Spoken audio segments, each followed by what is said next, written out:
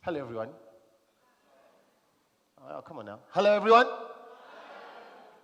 I know we all ate, so there's a bit of energy. Hello, everyone. There we go. You know what I mean? The snacks worked out great now. All right. My name is John Cole. I'm a multi-award winning dance choreographer. I'm a CEO of my own company, which deals with PR and media. And I'm the president for the Zimbabwe Choreographers and Dancers Association and the Zimbabwe Dance Awards. I'm a musician and I write music. I know it's a lot of hats, but hear me out. I started off in a very, let's call it a dangerous situation for any kid that's growing up in Zimbabwe. I was a vendor before I became the choreographer you see today. I used to sell tomatoes, bananas, vegetables in different locations, Glenora, Glenview, and I grew up in those same areas. And I used to tout, madomas, a veg. That's what I used to do. Today, I'm here speaking at TEDxBorrowdale.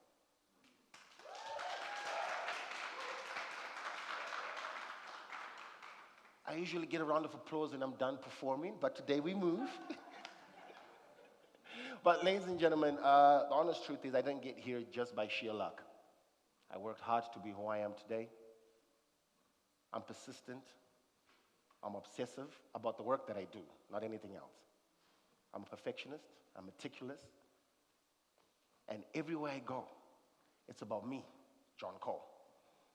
It's because at the end of the day, what we have as people is legacy, right?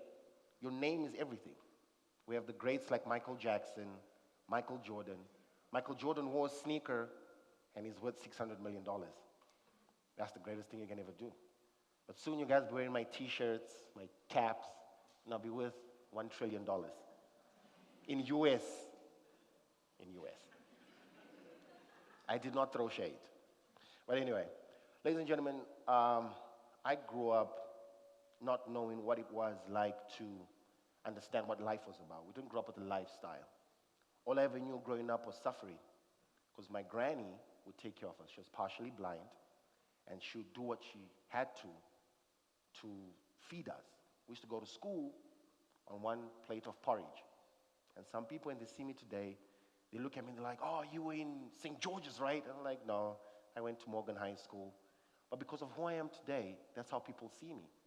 And that's a very, people see you different when they see you up here talking, all meticulous and everything. But the truth is, I had to work to be who I am today. But let's not forget that the future is very different for everyone. I stand here before you as the greatest in dance. I made that choice. It was a mindset. I said to everyone, I'm going to be the greatest in 2004. I remember that day.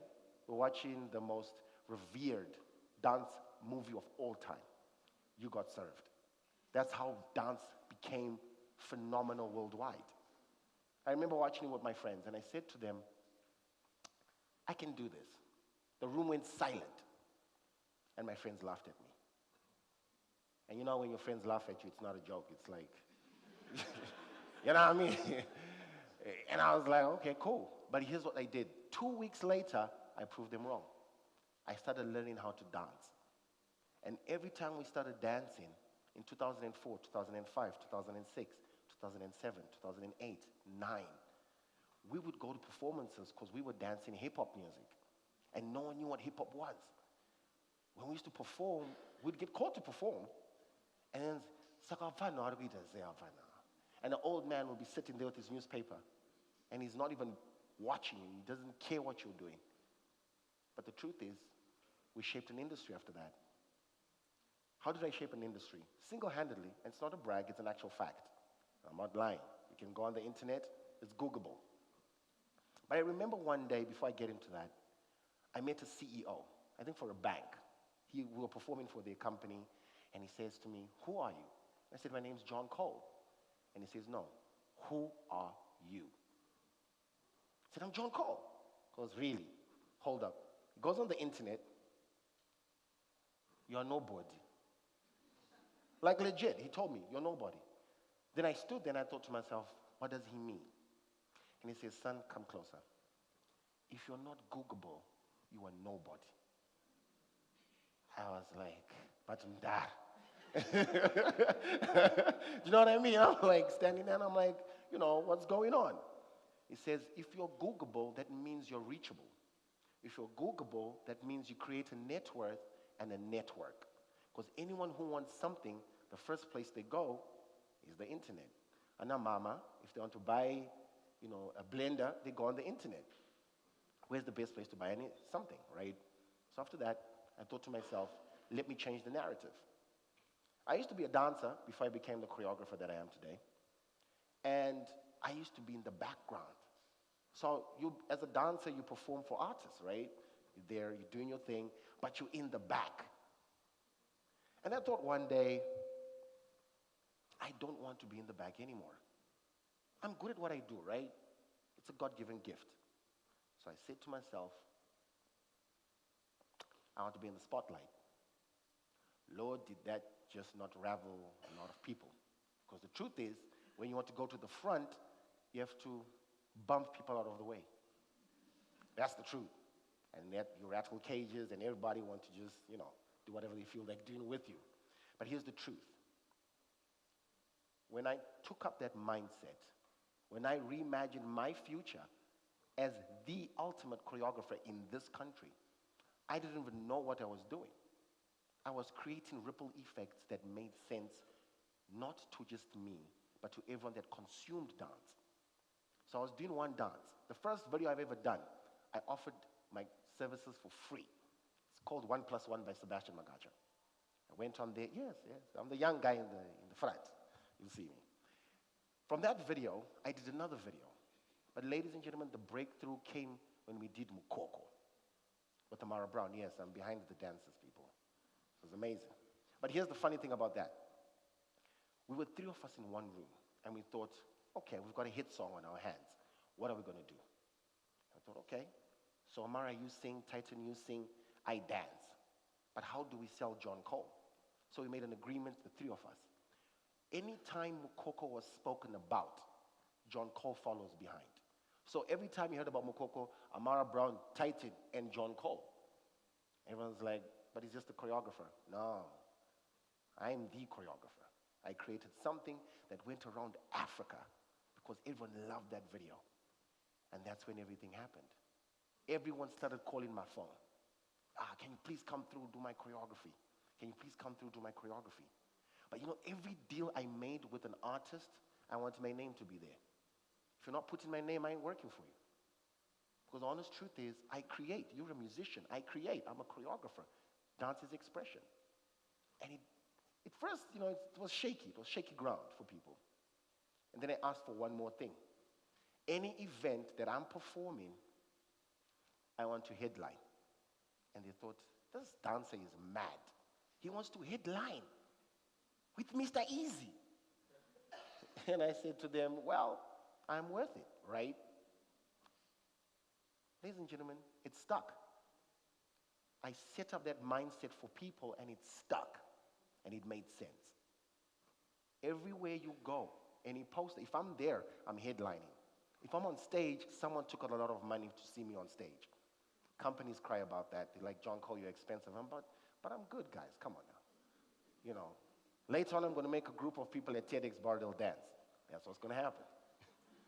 Regina's ready, y'all. She's like, yo, I'm ready. But the truth is, I didn't get here by myself. Along the way, I had, let's call them good Samaritans. They helped me carve the industry that you see today. People that didn't know what I did or how I did.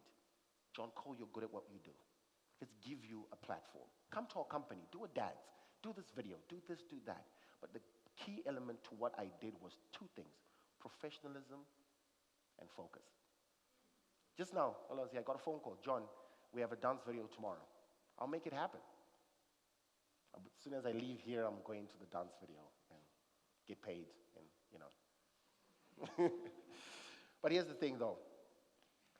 I'm appreciative of what I have. I'm content with what I have, but I'm always hungry. I remember 12 years ago, I wanted to go to the United Kingdom. I would text every promoter for 12 years. You have no idea. I am good at what I do. Can I please come? But I will school pizza. But NATO pizza, guys. But, it makes sense to people. This year, got a phone call. John Cole, come to the United Kingdom. Okay, let me go through. I got to the United Kingdom. I did what I did. It was my first time in the United Kingdom. It was a culture shock, but it was amazing. I walked in. I remember one of the incidents. This lady, she wanted a picture with me. She gave me £100. I want a picture with you. I want to show my husband I was with you. I was like, great. She took a picture with me, gave me £100. And I was like, great, I'm going to buy sweets. I walk into a shop. I give the money. The lady looks at me and says, we don't take cash. And I'm like, what? What do you mean we don't take cash? It's like, yeah, sir, we do contactless. I'm like, wow, I got money, but nothing to use it for. Culture shock.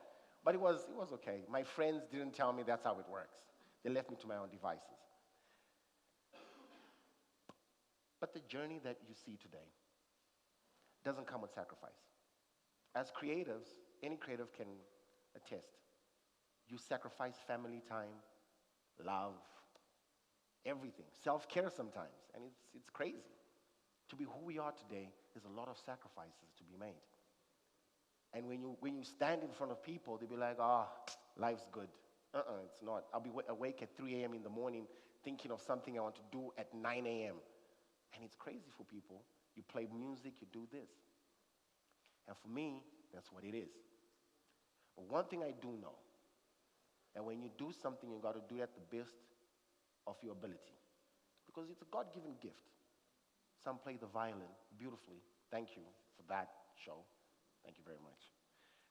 Others tell us about traveling. You need a passport. First time I traveled out of Zimbabwe, it was 2014. I was going to the Philippines, the first time I ever left the country. I got lost a lot of times. Nobody gave me the memo. I got lost. Imagine you walking into OR Tambo, it's your first time. I went to the carousel, and I stood there for like 30 minutes. And this lady goes, brother, what's wrong? I'm waiting for my bags. She goes, brother, let's see your ticket. Oh, it's a connecting flight. You go this way, brother. I was standing there. No one told me anything. And I'm just there, right? I went to the Philippines to do a wedding, not anything else. Because I did an amazing job for this one lady in Australia. She says, let's come to the Philippines. Again, culture shock, you see a lot of things. If you go to Asia, don't play basketball, don't do anything before you ask how much the price is. They will charge you. True story. But after that, I managed to travel the world. Hong Kong, China, South Africa, Zambia, all these places.